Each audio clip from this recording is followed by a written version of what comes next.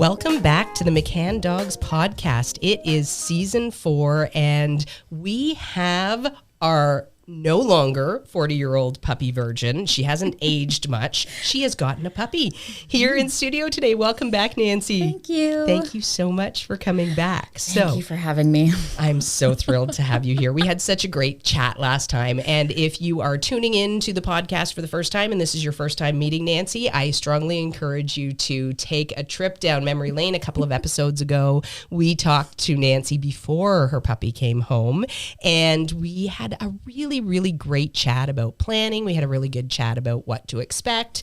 And of course, then little Kilani came home and everything sort of went off the rails because that's what happens with puppies. So tell us a little bit, how long has she been home now, first off? I think it's 3 weeks, right? Yeah, 3 weeks? 3 weeks, I think, yeah. Maybe I think so. Maybe 4? Maybe 4? Yeah, well, we were supposed to do a podcast 2 weeks ago, and then we got stolen for videos. So if you would like to meet sweet little Kilani, she is absolutely a doll and completely adorable. Check out our YouTube channel. The last couple of videos that we did were with young Miss Kilani, welcoming her home. Yeah, she's loved being a little movie star. Oh my gosh, she's such a sweetheart. So tell me about her. What's her personality like? Oh, well, she is very sweet. Mm-hmm. But I have found that she's very observant. Okay. Very observant. So she isn't reactive to dogs or anything like that. She notices them. Okay. But she'll sit and watch them instead of trying to pull to go play and stuff like that. But she's also a little cheeky bugger.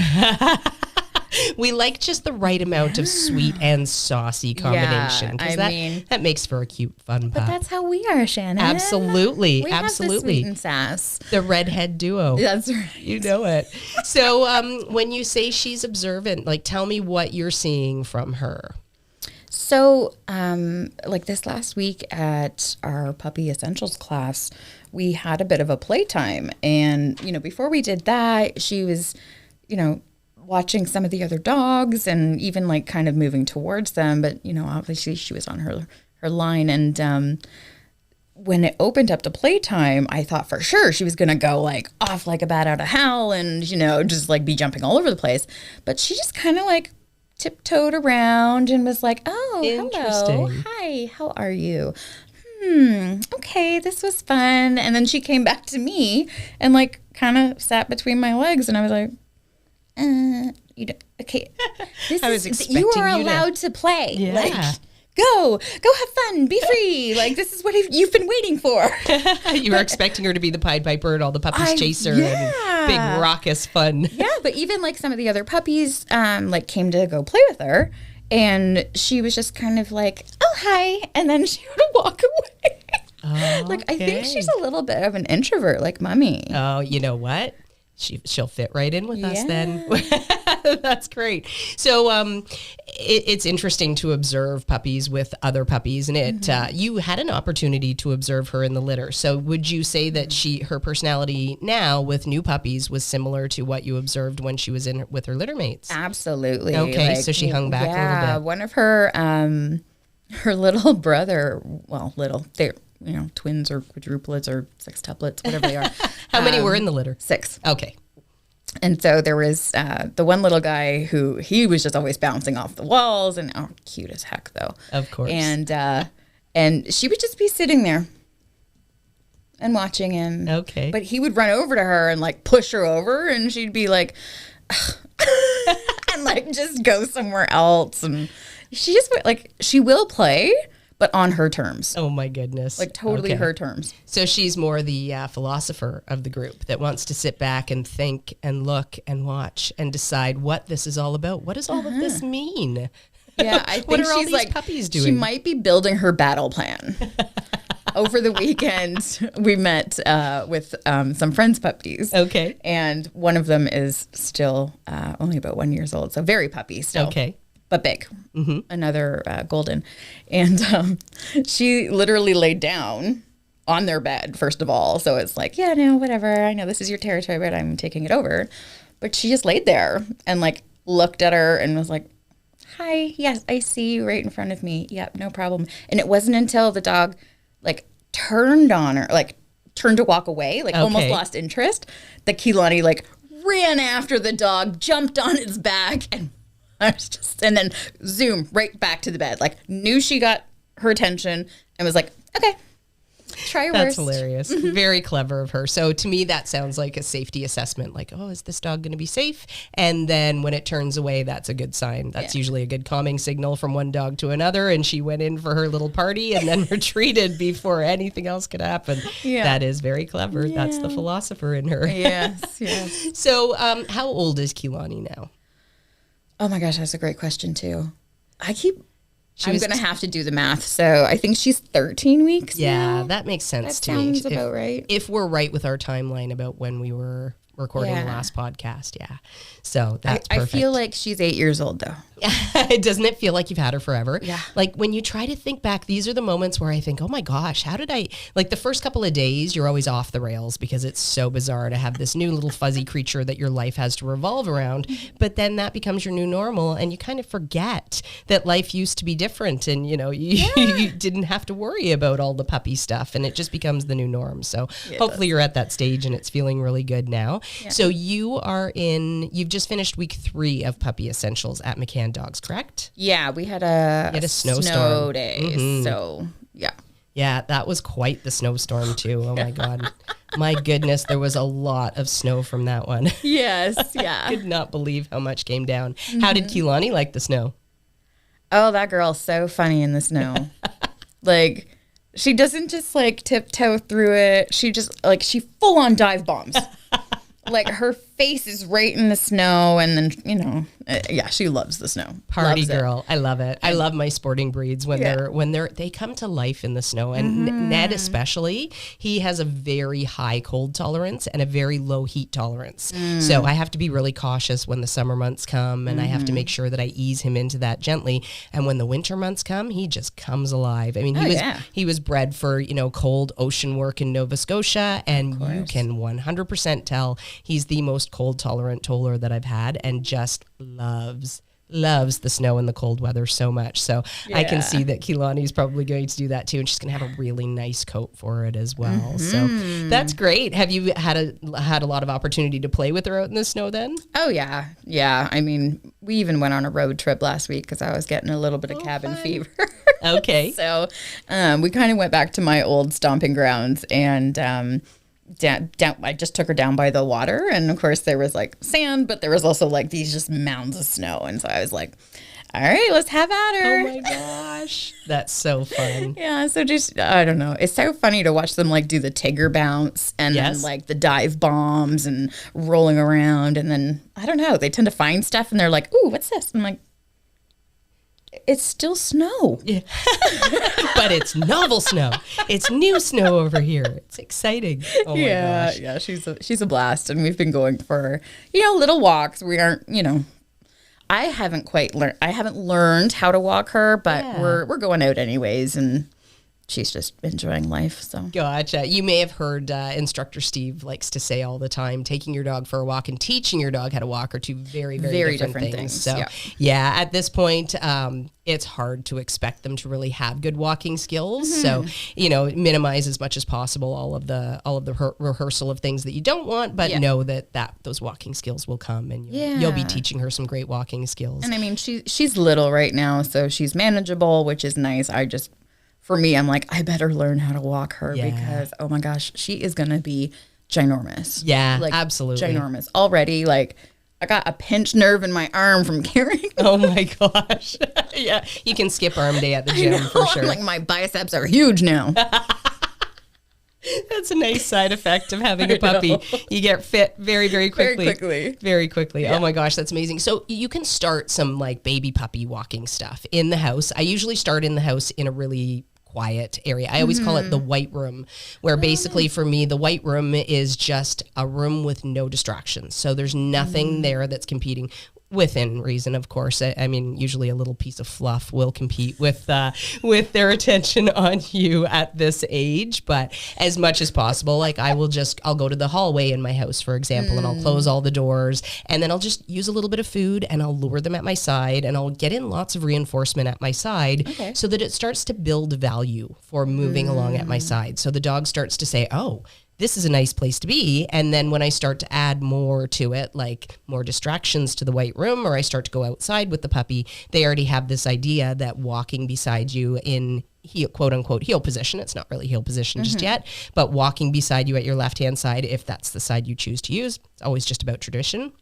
And what's more comfortable for you, but having them in nice and tight at your side and building that value will carry a long way once you get into the real world and you start to deal with, heavier distractions and whatnot out there. So you can definitely get started on those skills nice and early. Yeah. Writing it down. Absolutely. So tell me about your favorite things about Kilani. What is the first thing that springs to mind when I say your favorite thing about her? Oh, I honestly love her sassiness. It hits my ego, but it's hilarious. Yeah. So we spent some time during the recording of the training videos, and one of the best pieces of advice is that you get advices. It works. You know what? We'll make it the new way to say advice. I like it. Hi, I'm a new puppy owner and I'm tired and can't talk. Hi. So one of the best pieces of advice, I got it this time. Nice. Okay, right. Good job. Was if she is not dealing, like not taking the proper cues or taking the proper toys, it's like just take her choices away and let's hold on to her and have, I call it forced love because it's the only time I get snuggles anymore. Forced snuggles. It's a real thing. It is. But like she has learned now that like, okay, mom's going to hold on to me until I behave. Okay. But she denies me the love. Just flat out denies me. So I'll grab her into my arms and I'm being sweet to her and like, oh, I love you. And like rubbing her belly or whatever. But she like full on will like flop her head back and not even look at me. She's just like, nope. Oh my goodness. Just a sweet little sass monkey.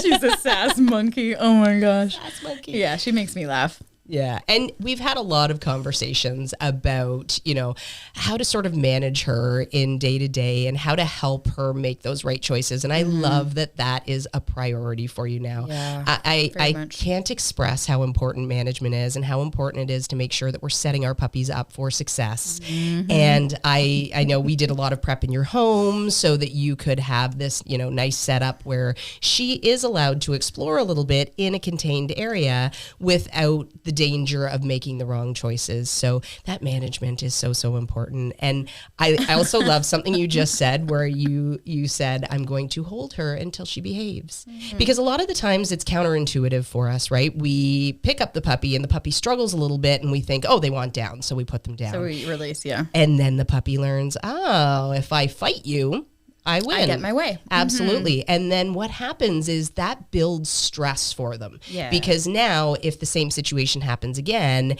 and they try to fight you and they don't win, then they're not sure of the rules. Yeah. Exactly. Because the tactic that worked last time didn't work this time. So a lot of the times it's actually more stressful for them when we do what we think we should and like let them down. So it's perfect that you said you're holding on to her until she behaves. And that is such good advice for our podcast listeners out there to understand that sometimes it doesn't feel good because sometimes we have to hold on to them. If I pick up my puppy and my puppy starts struggling, I run the risk of dropping my puppy, which is a horrid thought. Absolutely horrid thought. And we've actually had over the years a lot of stories of, people coming in and saying, well, I didn't know and I picked him up and he jumped out of my arms and then the broken leg or, bad situations will occur. But in addition to just keeping them safe and keeping them sound, just holding on to them for that minute until they settle and stop fighting and then they get to win. Yeah. And then they realize that winning is about calming and sort of deferring to you rather than trying to struggle and fight. And if they never get to win by struggling and fighting against you, you innately will create a dog who is much more cooperative because they're looking to you for advice and information instead of just doing what they think they should, which would be, you know, struggling and trying to leap out of your arms because the piece of fluff on the corner of the rug is far more exciting than you in that moment. Yeah. And I've actually learned too that like, even though like she may not constantly be struggling and trying to like get out of my arms, but she'll just be stiff. Like she's like, I am not going to make this comfortable for you. And so I just like, that's fine. I will hold on to you. And as soon as I like feel her body relax, then I'm like, good girl. And she can go back to doing what she was doing. That is gold star material, girl. Yeah. I'll tell you, that is fabulous. Absolutely wonderful instinct. So good for you. Yeah. And stuff like that makes a huge difference. Yeah. Go ahead. But I mean, I must say, I have learned the hard way. Okay. As well. Okay. You know, so. And we often do. So that's okay. Tell me about this. Confessions from the podcast studio. Confessions from the not so virgin 40-year-old puppy owner now. Okay. So this is for everybody out there. Listen to McCann's dog training. Do not think you know better. Okay. So with that said, here's my big goof up and the consequences of my decisions. So this weekend, actually Friday and Saturday was a very busy day for me. And so Kilani had to go stay with her aunties, which she absolutely adores. And it was so cute and wonderful. She had a great time with them. And I kept getting pictures and videos of how cute she was being and how well behaved she was. And I was like, oh, okay. Huh. Neat. Like, I was happy that she was happy, but, you know, my ego was a little bit sore because, you know, at home, she's on her house line and she's taking breaks in her crate and, you know, we're doing all the training and I get all the fights. But, you know, they felt bad putting her in the crate because she was so cute sleeping by the boots and, you know, they didn't want to put the house line on her because it's just cuter when she roams around. And I get that. It's cute. It's really cute. Of course. Puppies are adorable. But Shannon, my ego got hurt. It got hurt. I got hurt bad. And I was jealous.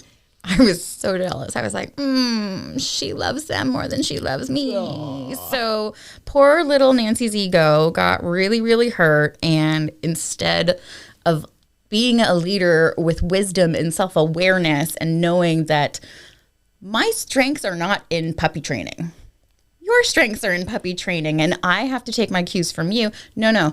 I went like full on ego leadership, which I know from having previous bosses that egos do not lead well.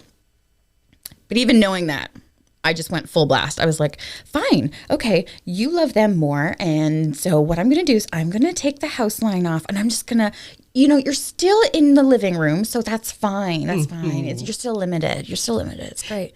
And I'm not going to, you know, if you want to fall asleep somewhere else, that's fine. You just do that. I'm going to not do our scheduled crate time. Anybody out there guess what happened? Anybody? Write your comments below. Needless to say, she pushed that even further than I was giving her. Gotcha. So Mama was a really bad leader for the last 2 days. And I did message you and say I full on yelled at her because I broke my heart. I was just like, oh no, I yelled at her. I got so frustrated that I yelled at her. And it was because I wasn't staying consistent. I wasn't listening to the people who are professionals who know what they're doing. It's like my ego just got in the way. And of course I failed. Yeah. She didn't fail, but I yelled at her as if she did. And I felt so terrible about it. And I know, let it go. I'm letting it go. Yes. Today's a new day. We're doing new things and it's working really well. But yeah, guys, be self-aware. Yeah. Like, please know your limitations. And if you're listening to this podcast, if you're coming to Puppy Essentials, if you are, watching any of the YouTube videos, you already know that you don't know what you don't know. So just follow the instructions. Don't think you know it. This is such good advice. And I love the honesty that you are bringing to the podcast today, Nancy, because we're all human. And, I can think back through so many puppies where I've thought, why did I do that? Why did I do that? And for some of them, I should have known better. But you're right. Sometimes our judgments get clouded by all sorts of things. And first off, sometimes when you are allowing somebody else to look after your puppy, it looks very different from an outsider's perspective. So when you're outside looking in and you're seeing this thing, and I think it's really important to clarify that when puppies get into a new situation, they are always on their best behavior for a little while. Puppies, older dogs, there's this thing called a honeymoon period with dogs where they will sort of sit back and they'll tread lightly because they want to assess safety before anything else. And that is really what is important in a dog and in a puppy's life, is feeling safe and knowing that they are safe. This is, intrinsic instinct that exists in the dog that is so important to recognize.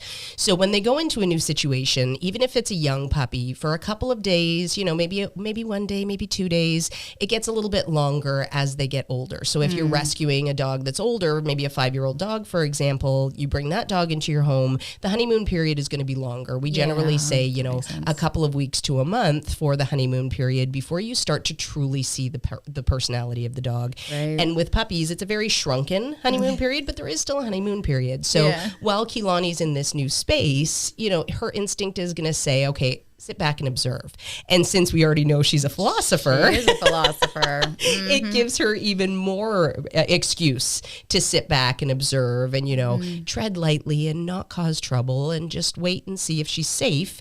And then the true sort of personality of the puppy would come out. So you have to take that with a grain of salt when you're looking at it from the outside in and thinking about the idea that, she's so much better behaved in this situation than I feel like she's been at home. When she gets home, she's like, oh, right, that's my couch and that's my this and that's my that. And this is my situation and I know I'm safe. And I know this is the gate I keep trying to jump over. Oh, and this is the other one I keep crawling under. Yes, I know that my Nancy is safe and I know that life is safe. So I can get up to shenanigans and I'm not, it's, my world is not going to explode from that. Right. So we have to think about those things. And we honestly, kids and dogs are so bad for our egos at times. And maintaining a healthy ego is important. And this overabundance of ego and underabundance of ego, either way, is a bad direction to go. For sure. You want to have a nice, healthy ego that says, okay, you know what?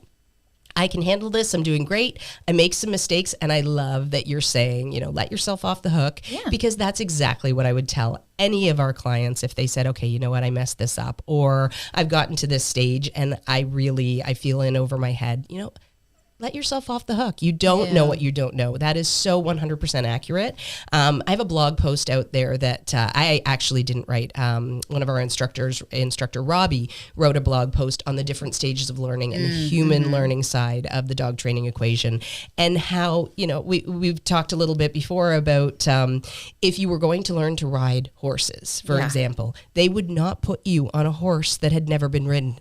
They would put you on the old school nag that was steady Eddie, that you could learn how to feel through your seat and how to move your legs and how to adjust your reins without anybody fighting you. That's right. Whereas with a puppy, we jump into the deep end of the pool. We're learning to swim by jumping into the middle of the ocean, basically. So you have to keep that in mind, and you have to let yourself off the hook a little bit. I love that you're coming back around to the realization that, there's a method to the madness of the system you're following, and it will all work itself out eventually. Absolutely. This is going to be the best thing for you. And truly, feeling empowered by the dog training is so much nicer for us and for our ego than feeling like we're, taking one step forward, 2 steps back, and having to chase the puppy around and having to deal with behaviors that we don't like necessarily. So I love what you've realized out of this whole situation. And I think that it's a great life lesson for you heading into the rest of Kilani's life, because there is so much more yet to do. At 13 weeks, you've really truly barely scraped the surface. Like you're working on building her understanding of learning systems. You're working on building house training and crate training and staving off the nipping and teaching her how to play with you and play tug. And once you have all of these things in place, you'll be able to use those things to keep teaching her more and more and more. And the good management being in place just allows her to be right rather than being wrong. So, well, and like, so the last 2 days were like super stressful because I was trying to do it my way. And like Nancy I don't have a way. I've never had a puppy before, right? But yet it was so stressful. And I put that stress on myself. That was me. And so when I woke up this morning and I was like, okay, I'm back at it. I'm back with the McCann's, way of doing things. Good. It just took the stress away from me. Oh, that's awesome. Like, you're right. Like, and I've told you this so many times. I feel so empowered by the things that you teach me in order for me to help Kilani. And it does. It takes the stress right out of it because I'm so glad. It's like, I don't have to do the thinking. Yeah. Like you guys already did the thinking and research for me. Like I don't have to go and like look stuff up and, do things. It's like, okay, no, this is what I do. And so thank you. Oh, you are so welcome. So welcome. You know what? I love these chats that we're having. And you are very self-aware and you're very eager to do the right thing. Yeah. And I love that. I find that so reinforcing for me. So our success, of course, as trainers and as teachers is so reliant on our students' success. So when you feel empowered, that just means that we're doing our job. So even with mistakes involved, mistakes happen and you're human. And I'm so glad we talked a little bit already about the yelling part. Yeah. And we always want to try to be as fair as possible to our dogs, but we always also have to remember that we are human. Yeah. And sometimes we get to our blowing point. And that happens when we don't use good management and when we don't sort of stave things off when they first get started. So you don't want to push yourself into that point where you are so over the top that you feel like you're losing control of it because that's not good for you. And you've spent, a couple of days trying to come back from that and trying to forgive yourself from that. Yeah. And, when I first read your email that you sent me saying that you had yelled at her and you felt terrible, the first thing I said was, you are human. And we have all done it because we are human. We have these frustration levels that toy with our emotions. And, sometimes you have less frustration and sometimes you can put up with more. And sometimes you're just like ready to blow your stack. Yeah. And whatever we can do to sort of keep things in perspective and prevent ourselves from getting to the point where we then become potentially resentful of our puppies. Yeah. And it's a hard practice to do. Like I can be an extremely emotional person. For people who know me, know how emotional I can be. Again, separated at birth, folks. Yeah. So it's a lot of years of practice. And I would say even before dog training, but I would say that dog training helped me get my emotions in check far more than anything else in my life because there's a direct cause and effect there. Yeah. As soon as I lose my cool with my dog suddenly thinks, you know what?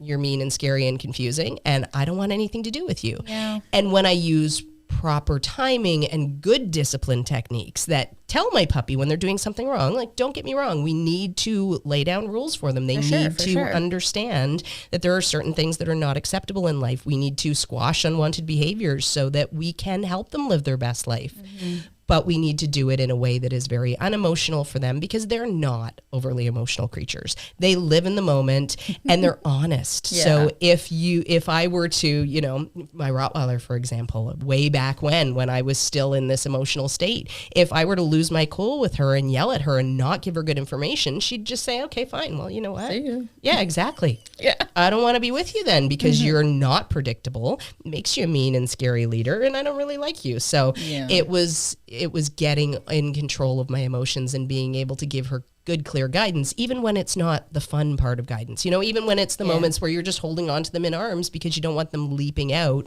and you don't want them learning to fight you and win and get their way. It doesn't feel good in those moments because we want to give them the world, of course. I know. There are babies, there are fuzzy little creatures, and they have these amazing things going on in their heads. And, they're just wonderful beyond any description I could possibly give them right now. Mm-hmm. But they're also extremely honest, and they give you beautifully honest feedback, which will help you improve any of the things that you're looking to improve in terms of like keeping emotions in check and helping to convey good, solid information. A dog is one of the best things for that. Yeah. But then they can also be a little bit of a hit on our ego because of that. So, but that's okay. Exactly. I mean, if we can just learn to get out of our own way and allow I love that. The experts to come in. Yeah. Even though we are the vehicle, it's like, just get out of our own way. And Yeah. And I love that, getting out of our own way and in so many more ways than just taking the advice as well, like making sure that you can take a moment. If you start feeling frustrated with her, sometimes I will walk up into my bedroom, I'll stick my head in a pillow and I'll just yell into the pillow because I just need to vent. But I've learned to have these systems where I can do that productively when my puppy is frustrating me. And then I can take a breath and I can go back into the scene and I can deal with the puppy without that emotion. So, any sort of systems that you can develop like that, you're allowed to have the mini meltdowns.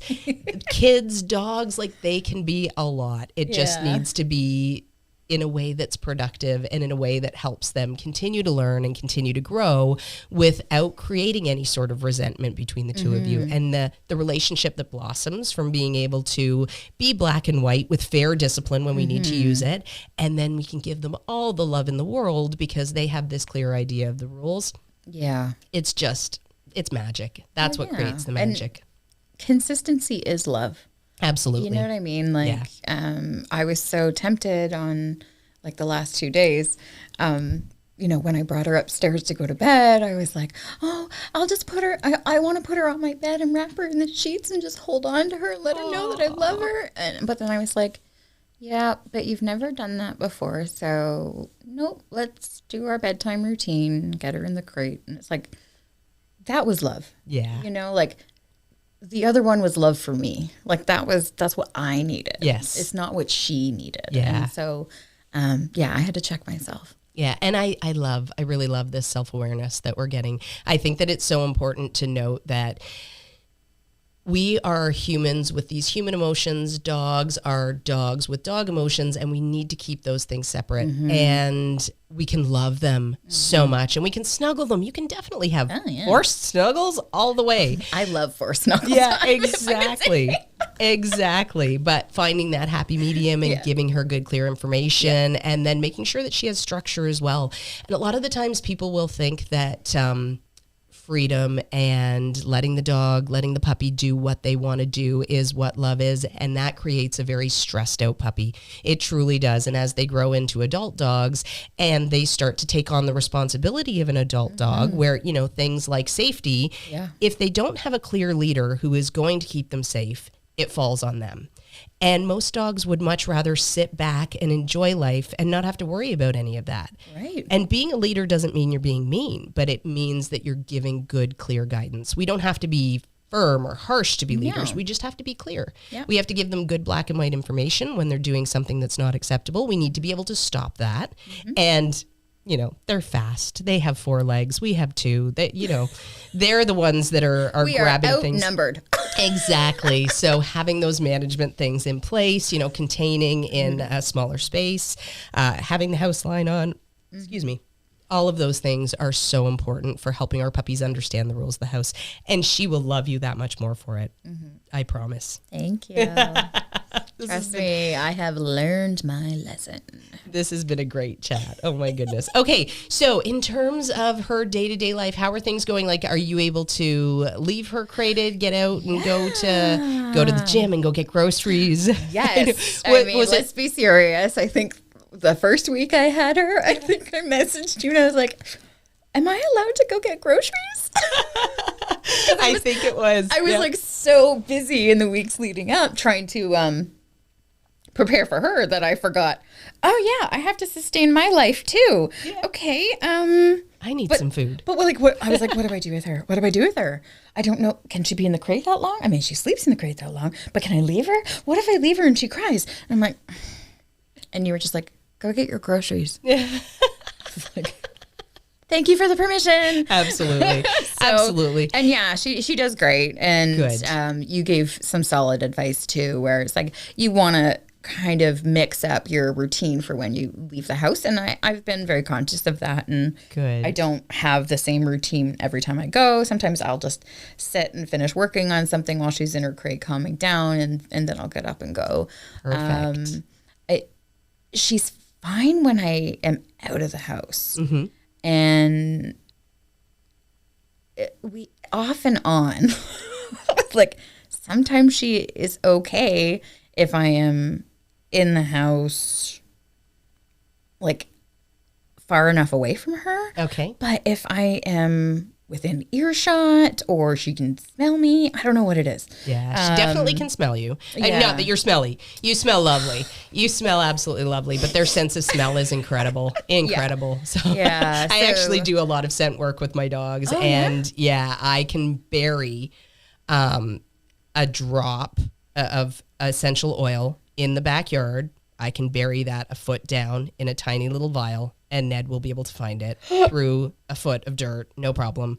I can put a tiny little drop of essential oil in a 3,000 square foot building filled with tractors and oil and all sorts of things, and he will find it. So now, so amazing. my love of true crime is now coming out. Is this how they train like cadaver dogs and like drug sniffers? Oh yeah, absolutely. If you Google searches underwater, you will, with dogs, you will find some really amazing, like dogs will be on the boats and hanging over basically, and then the boats will troll along and the dog will alert when they smell, if they're looking for bodies or, it could be any number of things, but generally it would be bodies in that circumstance, and the dog will alert and the person will stop the boat, and then the dog will be able to show them where things are. Their sense of smell is absolutely amazing. That's incredible. You are bang on the money when you say that she can smell you. She absolutely can smell you. We've got her set up here in the studio right now, and she was doing a little bit of fussing when she first went in the crate. We set her up so that she could be successful. We put a Kong with a little bit of peanut butter in it. We covered up the crate, and we've got the McCann Dogs music channel playing for her, and she hasn't made a peep since we started the podcast. So you are doing great. You're well on your way here. And this is what I like to do when I am getting a puppy used to the crate is I definitely want them to spend some time understanding that, they can see me and they can hear me and they still need to relax in their crate. But sometimes that comes a little bit later down the road. Yeah. Basically putting the cart before the horse, expecting them to relax in the crate before they've really learned to is often, it's a common mistake that people make. So what we like to do is put them in the crate, set them up to be successful. So all the things that we just did, and then we kind of quietly left the room.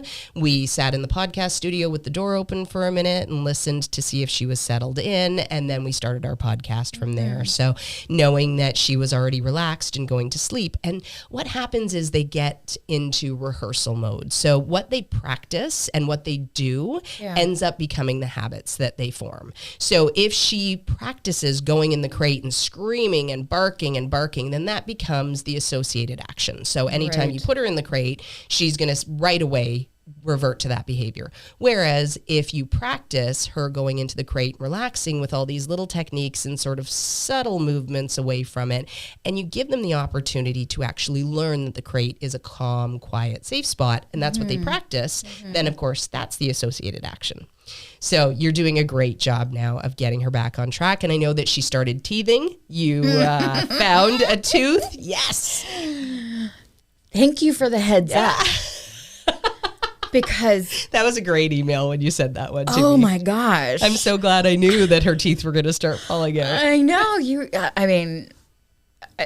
The day of recording all those videos was just so wonderful. Because fabulous. One thing instructor Shannon told me, she's like, okay, so don't be surprised if your dog's teeth fall out and if there's blood everywhere. And I was like, neat. And sure enough, last week, Kilani picked something up and I noticed a little speck of blood, but I had cut my thumb and I thought, oh, maybe that was me, and then she just wouldn't stop licking her face, and I was like, are you having a seizure? Like, what is happening? Like, because it was just odd behavior, like constant licking, and like just her face. And so I picked her up at one point and was holding on to her, and then I heard a ding. I was like, what was that? And sure enough, I looked down and her tooth was out, and like there's blood dripping. She's fine. She doesn't care. Yeah. But like she grabbed onto one of her toys, and it's a soft toy. It's a little pig, so I keep an eye on her. But the poor thing looked like it went through the slaughterhouse. Oh my gosh. He's already got wonky eyes, but then there was like blood all over him. Oh, massacre. But if you hadn't have warned me, I would have lost it. I would have just lost it. I would have picked her up, run her to the vets, and just been like, There you go. Don't be surprised if you see some blood, if you find some teeth. It is a very normal part of the process. So once that starts, it usually goes on for, 3 or 4 weeks, and it can change their behavior just a little bit at times, depending on the dog and how dramatic they are. Yeah. Some dogs are really overly dramatic. Yeah. And some dogs, they don't even notice. They don't even any sort of pain response. You don't really see it. And it's instinctual for them as they get older to hide pain. But when they're young baby puppies, they just kind of freeze with it. They're not really sure what to make of it or how to contend with it. Yeah. I remember the first time one of my tollers hurt himself. He was running in the hallway. Oh, she's awake now. He was running in the hallway and he sort of banged into a door, and then he just sat there for, it felt like an eternity. And I just kept like trying to encourage him to me and trying to get him to move. And he was like, I can't. And he just sat there stock still. And I was so terrified that he was hurt that this was many years ago, and I overreacted at the time because he was just fine. And the vet told me that actually he was an older vet, and we were up at the cottage at the time. So it was Muskoka sort of country vet. And he just looked at me and went, yeah, he's fine, and you got that for free. And he sent me on my way, and I was like, well, I appreciate that you're not charging me, but please charge me if you think that there's something wrong with my puppy. Like, am I going to have to amputate his shoulder? He's fine. And we never thought about that again. And he lived to be 12. So it didn't upset him too much. Yeah, I think honestly, I think it upset me more. Like, even though I was warned, I was like, oh, your poor gums must be so sore. So I put like a little, some ice cubes in her water, and she liked those, which was kind of cool. But then I got concerned because she was biting on like really hard things. And I was like, oh, the tooth fairy's going to have to bring you something softer. Aww. Oh my Me and my emotions. Yeah.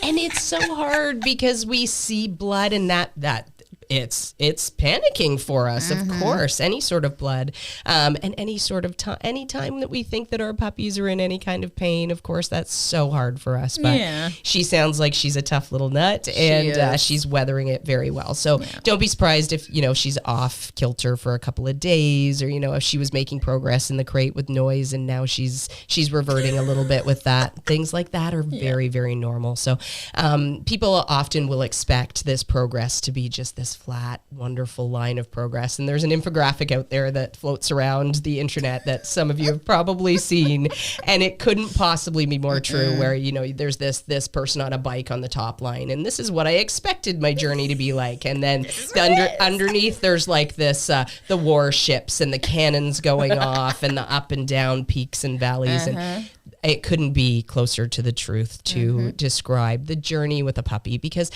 and not only are you dealing with some physical changes, you're also dealing with developmental changes that are changing her hormones, that are changing. As time goes on, she'll start to reach sexual maturity. There'll be all sorts of changes with that.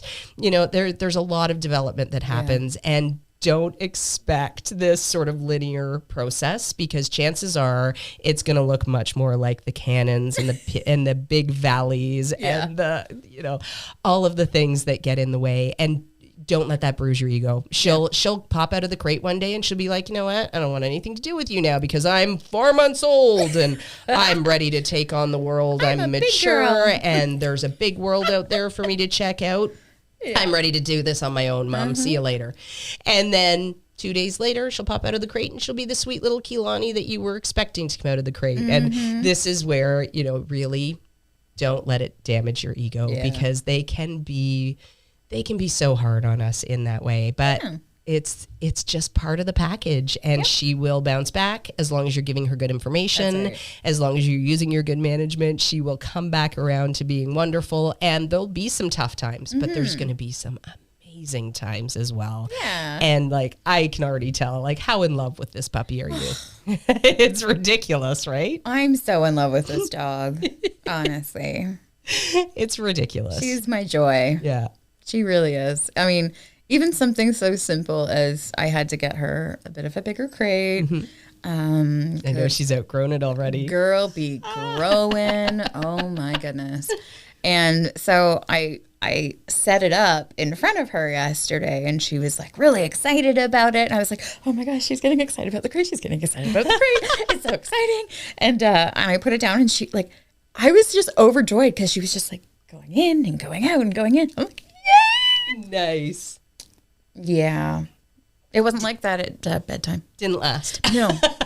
That's not a surprise. You know what? I'm going to take a win. I'm going to take a win on that one. Yeah, absolutely. And that's the thing. At the end of the day, even if it was like the worst day, it's like, I'm just going to pick out the win. Beautiful. And what was the win? I love that. So we actually, in our online training programs, we do a traditional Wednesday win post every week in the support group. And I'm always, poking people. Make sure that you go and put something in the wins column because this is a journey that is a marathon. It is not a sprint. Yeah. And if you just look towards the finish line and you don't celebrate the wins along the way, it is going to be such a hard journey. So I love that you're thinking about the wins. What are some of the wins that you've had with her? Oh my gosh. Like I know she slept through the night really early on. Yeah. Fabulous. I mean, is this wood? No. Is this wood? I think it's fake wood. So yeah, it was only the first night that I had to get up at like 1:30 in the morning. And yeah, she sleeps through the night. Which is amazing. Sorry guys. But yeah, as soon as I stir in the morning, it's get me out of this crate. I want out of this crate. I need to get out of this crate. And it's like, she does not appreciate that I'm 40 years old and need to pee in the morning. So this is actually a really good point. Let's talk about this for a second, because once my puppies are sleeping through the night and I know they're not going to be bursting, I actually make it a point of getting up and doing something other than attending to them right away, just so that. That's perfect. And that way you get to sleep until you sleep. Yep. And she's not going to start waking up just because you've turned over in the bed and saying, oh, it's time to get up. Come on, come and get me. Yeah. So get up, put on the coffee, get up, go pee yourself, go have a shower. Once she can hold it and she's not bursting that first thing in the morning, it is going to be really sound advice to do something else and change the routine a little bit to make sure that, it's not all on her terms. It's got to be that she patiently waits for you to get out of bed, not start screaming the second you turn over. And I think as I'm able, like I've been progressing her in the room towards out of the room. Okay. And I tried outside in the hallway, and she just would there was no settling. Okay. There was just no settling. So I was like, okay, she's not ready. And so I brought her back in. So I have to I think as I'm progressing her out a little bit more, because it's very similar to when, during the day, if she's in her crate and she hears me in the kitchen. So even if she's settled, if she knows I'm in the kitchen for some reason, it just freaks her right out. And so I don't know what the deal is, but yeah, I do take the time, and I'm like, I know you're screaming, but it's like, Mama needs to pee. Yeah. I need to brush my teeth. Good. Not even you want to smell that in the morning. Yeah. Oh my gosh. I would like my puppy kisses, and if you are offended by my breath, I will not get them. See, this is where they work to our advantage in the ego department, because they like our nasty morning breath. All right, so a little bit of advice, I think, about moving her crate out of the bedroom. Yeah. I would wait on that just a little while longer. It's great that she's close to the doorway. Yes. But I would wait until she's really over the desire to start vocalizing when she hears you but doesn't see you, because of the rehearsal factor. Got you. Yeah. Yes, so if and you don't want to fall into the bad pattern of saying, okay, I'm going to try it, and then it didn't work. She was screaming, so I brought her back into the bedroom. Because that reinforces the screaming. Exactly. You got it. See, you're learning so well. So basically, that will give her the opportunity to say, oh, this tactic works. The screaming tactic works. I got to come back in the bedroom. So if you reverse that, wait until she's really comfortable and confident in the crate to actually make that final move of putting her outside in the hallway versus inside your bedroom. And to be clear, she could stay in your bedroom for as long as you'd like, but if you want her to sleep elsewhere, that is absolutely A-okay too. We're all a bit different, and there's no hard and fast rules in any of this. We want them to fit into our life. So, I would just make sure that she is at the point where she's super comfortable with the crate. She knows she can go in there. She knows she can relax. And there's not this tendency to start making any sort of noise or calling out for you or, trying that tactic. And then at that point, it'll be a piece of cake to get her out of sight and outside of the bedroom. Thank you. Yeah, you bet. You bet. Absolutely. That was such a logical leap that I should have made myself. But yeah, when you're in it, sometimes that logic just doesn't register. Yeah, absolutely. And you will get to the point where you start thinking like a dog. Yeah. And you start thinking about the reinforcement factor and the rehearsal factors and all that stuff. But I'll tell you, it took me a while. It took, I've been 24 years now. And some of the things that I think back to, I think why didn't I think of that? Why on earth did I think that puppy was ready for that move at that point? They just weren't, and it's so obvious to me now. But of course, I've spent 24 years now learning how to think like a dog so that I can help dogs as much as possible. You've spent a lot of time thinking like a human and only a small time starting to think like a dog. So it's completely understandable. It will all come. And that blog post I was mentioning about the stages of learning, it's so enlightening for us to be able to let ourselves off the hook. Yeah. Understanding that we are learning, we're not sitting on the old nag at the riding academy where we're not going to have to worry about what that horse is doing. We just have to worry about ourselves. We're in the deep end of it. So we need to be forgiving with ourselves so much more than in a lot of other cases and in a lot of other learning situations. So Shannon, I want to be you when I grow up. Yeah. Oh my goodness. Well, you know what? You're well on your way. I'm so glad that you found the McCann family, and I'm so glad that you're jumping on board, full feet in. And I love that you're putting yourself out here for our audience to learn with, because I think that a lot of the times people think that we have this magical skill with dogs, or we come by these dogs that are just amazing. And we get lucky, and nothing could be further from the truth. It's all a learning process. And the nice thing about most of our instructors at McCann's is that we all lived it first. I can still remember sitting in the audience at McCann Dogs for the first lesson of Life Skills 1 and watching these trainers with their dogs and thinking how am I ever going to, I can't do that. I don't know how to do that. And of course I didn't know how to do that at that point. And I still remember Deb McCann was talking about the apprenticeship program and how we build our instructors and how every single one of these instructors started out in classes, because that's how we do things at McCann's. Yeah. Actually, I'm going to do a podcast episode at some point soon with one of our recent groups of graduate apprentices who are now associate instructors, so that we can talk about this whole process and what it was like, because it really is an interesting process. So basically, I did Puppy Essentials and then Life Skills 1, 2, and 3 with my Rottweiler Quincy. And then this instructor that taught us in Life Skills 3, who's no longer with us, but was, wonderful and changed my life, immeasurably, came up to me and said, you know what, we have this apprenticeship program that we think you'd be a good fit for. And I'm getting emotional. You can hear it in my voice, because it literally did change the path of my life so much. In that moment, I was like, oh my gosh, like I didn't even think I was doing a particularly good job with my Rottweiler at that point. I was struggling and like I felt like I was all thumbs and she had some reactivity issues that I had to work through. But those challenges helped to shape what I learned in dog training, and we can't learn inside of our comfort zone. No. So stepping outside the comfort zone to learn and figuring out how to work through the problems is such a big part of the education. And I have loved all of my time at McCann Dogs. And I don't mean to get emotional. I said earlier in the episode, I'm an emotional creature. Here's Let proof it out, of it. girl. But I have loved all my time at McCann's, because even the times where I felt like an absolute failure, they were learning opportunities. Yeah. You know, okay, I learned that with Jaden was the worst puppy I ever had when it came to crate training. He was the loudest puppy I've ever experienced in my life. And somehow we managed to make it through that. And, you know, I think back to all of the problems that I have worked through, and I'm always so eager to convey that to our students, because it is empowering. It is. You know, letting them know that we make mistakes too. Yeah. And like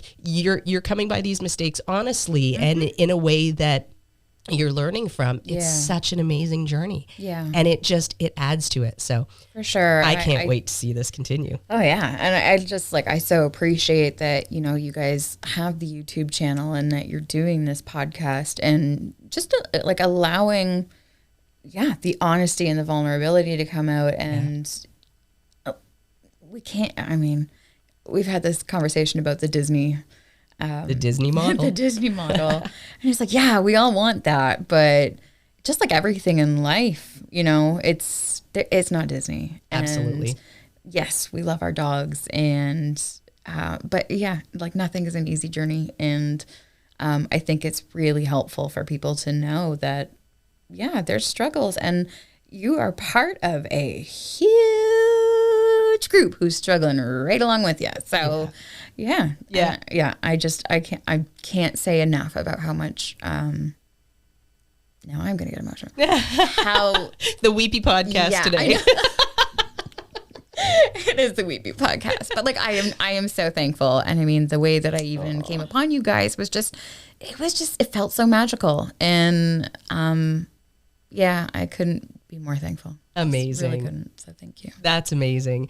And we have so many resources to be able to help. We're in a very lucky position to have an incredible team around here at McCann Dogs, and people who are tech savvy and able to, you know, build out and reach. And we have amazing videographers now and editors. And there's so much that we can offer the world in terms of our experience. We actually just celebrated our 40-year anniversary in October. Well, we celebrated it in October. It was in 2022 at some point. I don't know when the actual anniversary was now that I'm saying this out loud, but we just celebrated 40 years, and I've been with McCann's for 24 of it now. And I think like we have come so far. Yeah. Like it used to be, and we actually had an office meeting yesterday where we were talking about some of the stuff that we used to be able to do to help people. You know, if people would walk in off the street and inquire about classes, and we would talk about, you know, what kind of problems they were having, and we would have paper articles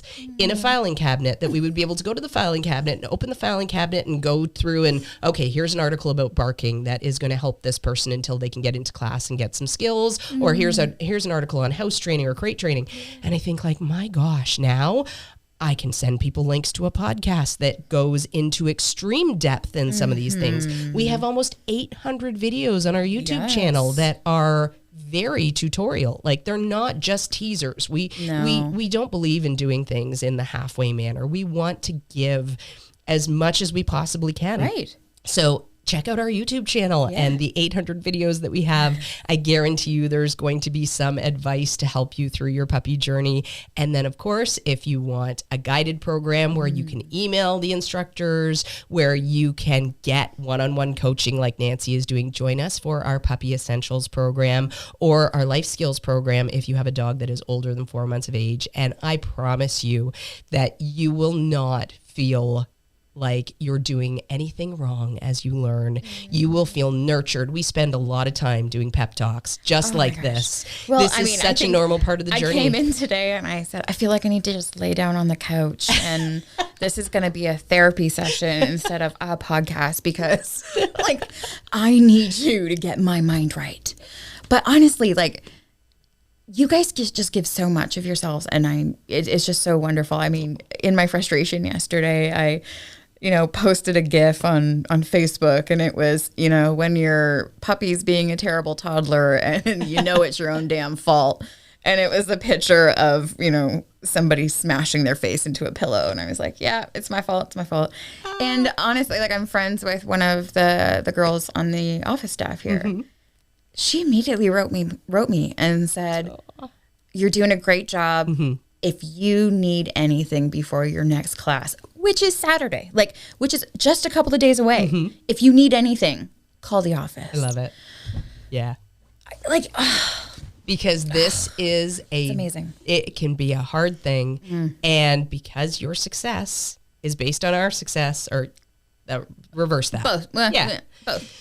It's so important that we are there for you and we're able to answer your questions, and we're set up so that we have people answering the phone all the time, from about 10 in the morning until 9 p.m. at night. Yep. We've got the office well staffed, and with all of the office staff are great dog trainers as well. So, it's a great setup to be able to support, and we desperately want to make sure that our students never want for anything. And you're a student, even if you are not a paying student, even if you are watching our YouTube videos and learning from our YouTube videos where there is no charge whatsoever, we still want you to have the most amazing success. So tell me, we will, I think we'll end this conversation because we've been chatting for a while and we're going down this road of like the weepy stuff, and I don't want to start crying on the podcast.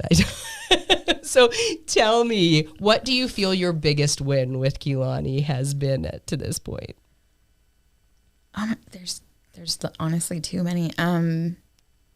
It's amazing. I've only had her for 3 weeks, and I'm like, well, we've already won the sleeping war. Mm-hmm. We have already won the potty war. Great, yes and no. I think I'm gonna say the biggest win, because it was so tied to my dream of having a puppy, is that she is a great traveler. Oh, nice. She will just settle right into her crate, and she knows the routine of, when mama makes a stop so that she can, go to the bathroom. She knows to come out. She grabs onto my shoulder. Aww. We get her out of the car. We go pee, and then she comes in and right back into the crate. I don't even have to tempt her. She knows it, and she's never been sick. So I think that's a really fabulous big mutual win. Yes. Is that I feel very comfortable taking her places in the car, because I don't want to limit our adventures. No, absolutely not. And she's going to be a great buddy to adventure with. This is fabulous that you're getting used to this already. So, and any struggles that you're feeling are really, really hard to deal with right now? And it's okay. Yeah. It's all okay. I think the barking in the crate, I'm trying. Well, and she's well on her way. It may or may not have come through on the mics, but there was a little bit of squawking maybe about 15 minutes ago, and she settled back down. It didn't get reinforced, and she's gone back to sleep now, and she's quiet again. So I think you're well on your way with the barking in the crate. I don't let her out when she's barking or whining or anything like that. I wait until she settles. Brilliant. You heard it. You heard it. So important. The tactics that get reinforced are what they will continue doing. So make sure that you're not rewarding, and rewards are far more than just food and just toys. Rewards can be freedom. They can be your appearance. So if you are reinforcing the right things, rewarding the right things, those will be the tactics that your puppies go to. Absolutely. How do I make her want to snuggle me again? Oh my gosh. You know what? Puppies they're so funny when it comes to snuggles. Sometimes they have all the snuggles in the world for you, and sometimes they have no time for snuggles. No snuggles. I am so busy. I'm far too busy. There's far too much to explore.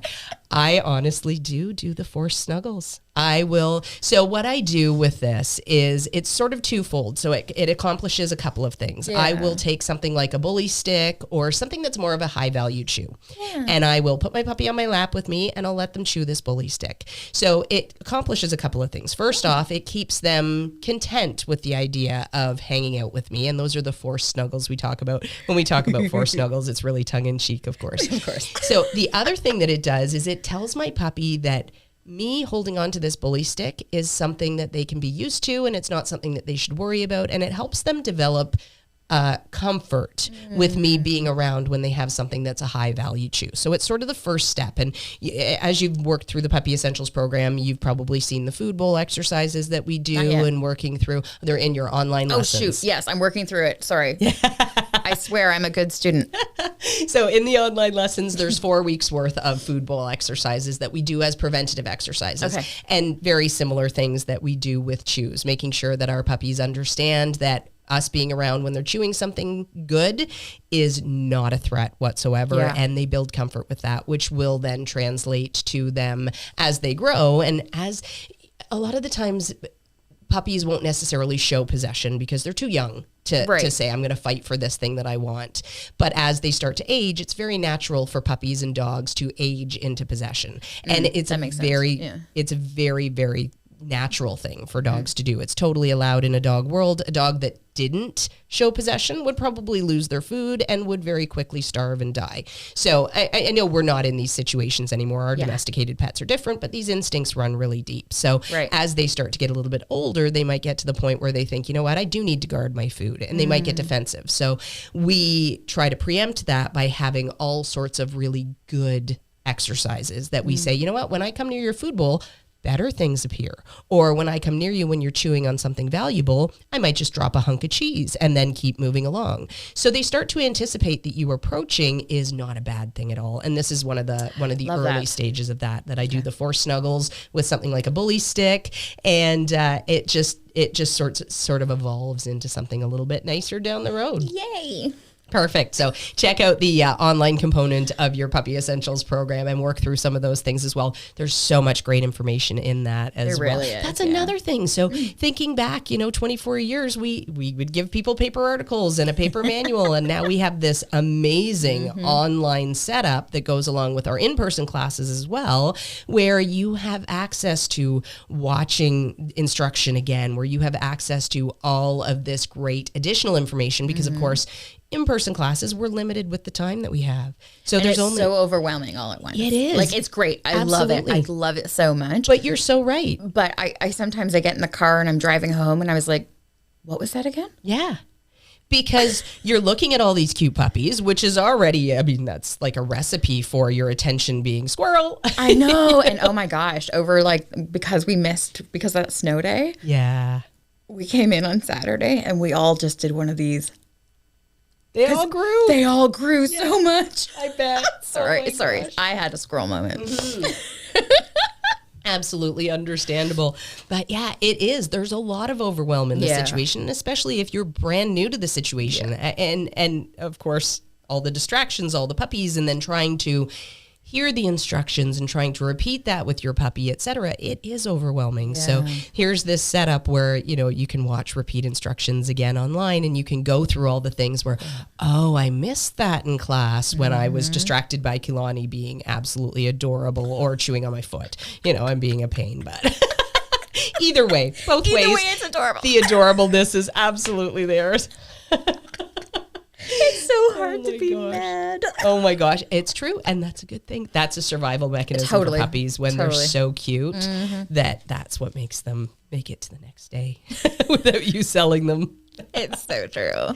Nancy, I want to thank you so much for coming back on the podcast. This was a fun conversation to have, and honestly, the first time I met this girl, I thought we were separated at birth. We have the same color hair. We have this very similar personalities. We talk about very similar things. And you know what? I just love following along with your journey. So I am in full hog, and I can't wait to see more and more of Kilani and more of you. So thank you so much again for coming on today. And on that note, I am Instructor Shannon. And I'm Nancy. Happy training.